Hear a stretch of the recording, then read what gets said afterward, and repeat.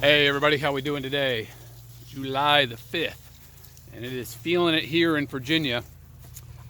Out here checking on some big birds in the evening. So what I got for you today is a real short one, but it could end up saving you a lot of mortalities, a lot of heartache, a lot of money. How do you get your big birds, big Cornish cross birds, through hot weather? So we are getting up above 90 every day for the last week or so. The next 10 days up above 90. These birds in these pens are pushing 10 weeks old. We were growing out a set to go to a USDA processor, and the schedule got pushed around a little bit, and so we had to run them out longer on the pasture. So these are big ones. They're probably 6 to 8 pound carcasses already, so 10 pound, 12 pound chickens. Real big, real susceptible to heat. They go down fast when it gets hot.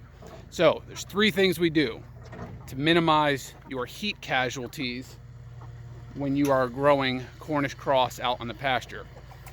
Number 1, reduce the number of birds per pen. So we normally put 75 birds to a pen. We came through last week and we took 20 out of each pen, and we ended up harvesting those ourselves. You can either get some extra pens and lower your population by moving them around, or just harvest them yourself. But you got to reduce that population down to about 50 birds per pen.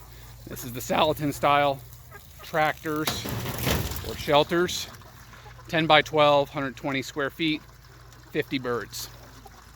The number 2 thing that you should do is do not feed the birds in the morning. If there's some residual stuff in their feeder, that's fine when you stick it back in there, but no reload of feed in the morning. Only feed them in the evening. That will keep their metabolism lower during the day. They're not digesting the food.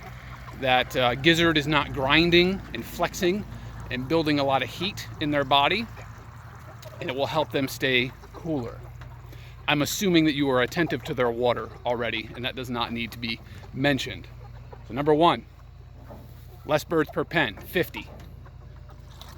Number 2, no feed in the morning, just in the evening. And the number 3 thing that we do to get our big birds through the heat is to prop up the back of the pen. I'll show you right here. You can see there's a block of wood.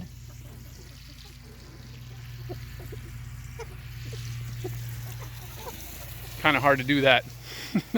But there's a block, 2 blocks of wood under the back of each pen that lifts that pen up by about 3 inches to allow airflow through the back of the pen.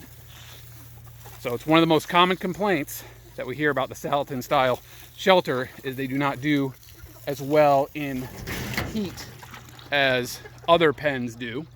And that's a legitimate concern, but there are things you can do to mitigate it and to keep your heat mortalities down when you get into these 90, 100 degree days in the summer out on your farm. So we'll hit them one more time. Reduce the density in your pens. So you want to go for 2+ square feet per bird. Seems to work well. Only feed in the evening. No reload of feed in the morning. And then block up the back of the pen when you move them to allow extra airflow through the pen during the hot part of the day.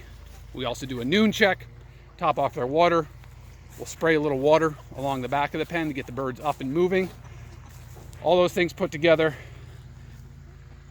is how we keep from coming out and finding half a pen dead in a morning move because it got hot the day before. So I hope that helped you guys. Got a few more chores here to wrap up. Until next time, we'll see you around.